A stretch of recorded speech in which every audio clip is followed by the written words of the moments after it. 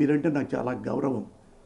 ఎందుకంటే ఎవరైతే మీరు కామెంట్ చేశారో నాగార్జున చాలా హంబుల్ మ్యాన్, చాలా ఫ్రెండ్లీ నేచర్.